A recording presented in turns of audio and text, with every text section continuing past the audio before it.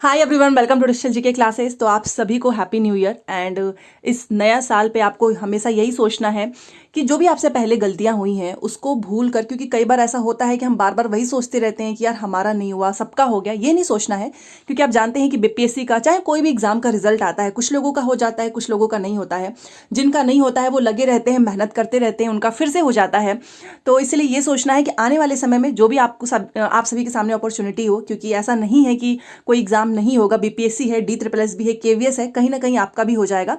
तो बस उसके अकॉर्डिंग आपको मेहनत करनी है। ठीक है, तो नए साल को नए तरीके से देखिए, पुरानी चीज़ों को भूल कर बार बार वही चीज़ें, क्योंकि बार बार जब चीज़ें वही हम याद करते हैं कि हमारे दोस्त का हो गया, हमारा नहीं हुआ, तो फिर आगे बढ़ने में काफ़ी तकलीफ होती है।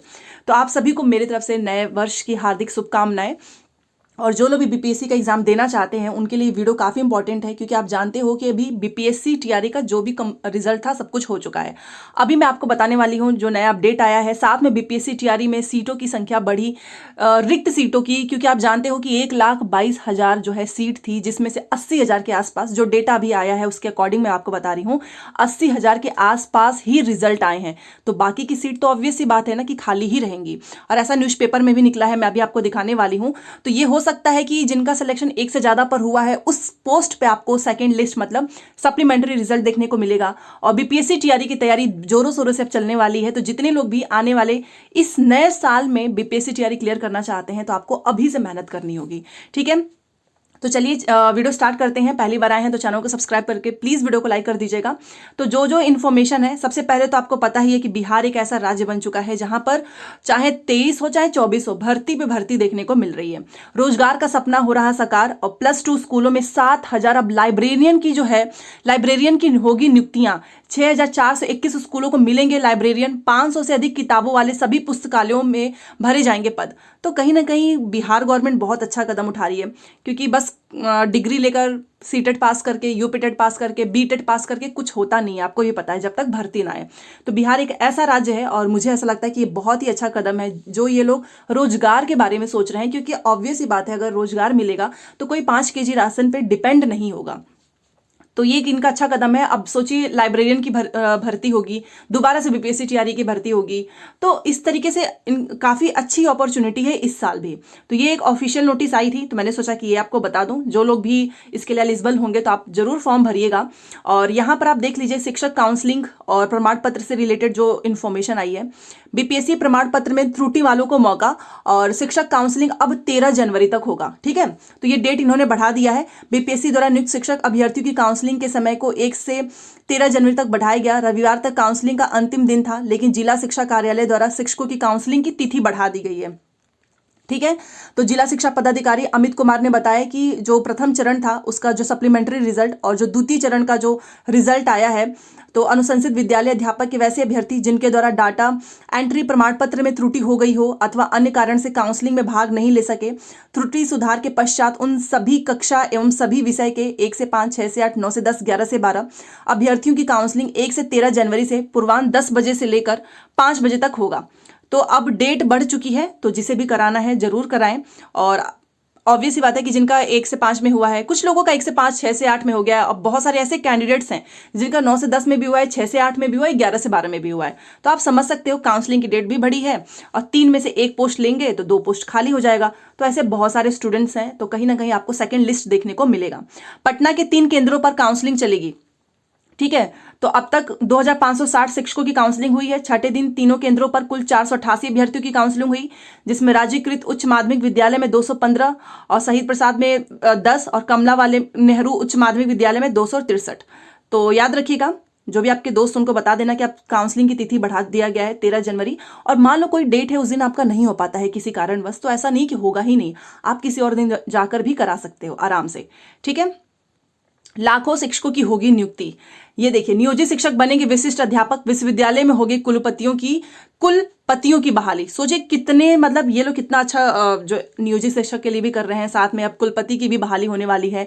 नए साल में स्कूलों से लेकर विश्वविद्यालय तक में लाखों शिक्षकों की नियुक्तियां होंगी। केवल विश्वविद्यालय में नहीं होगा, आपका टीआरई 3 भी आने वाला है। राजकर्मी बनने के लिए 3.5 लाख नियोजित शिक्षकों की समकक्षता परीक्षा पास कर विशिष्ट शिक्षक बनेंगे। साल के पहले दिन से ही सरकारी माध्यमिक एवं उच्च माध्यमिक विद्यालयों में नई शिक्षक उपस्थिति पंजी लागू होगी। उसमें हर शिक्षक द्वारा हर दिन लिए जाने वाले कक्षाओं का हिसाब होगा।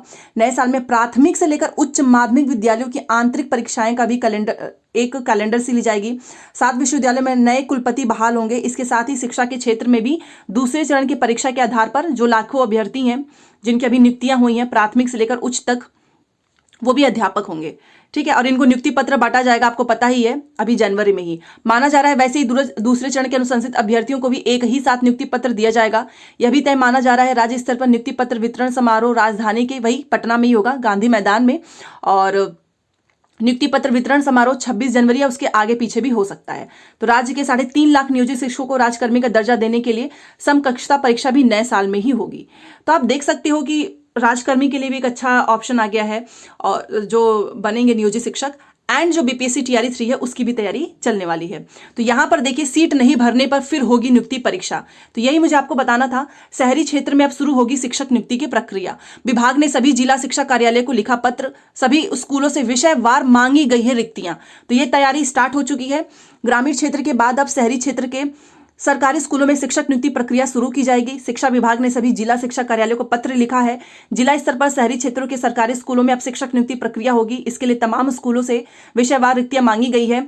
इसमें हर स्कूलों को कुल नामांकन के साथ विषयवार शिक्षकों की संख्या मांगी गई है। इसके लिए राज्यकृत प्रोजेक्ट माध्यमिक उच्च माध्यमिक विद्यालय प्राचार्यों को निर्देश दिया गया है।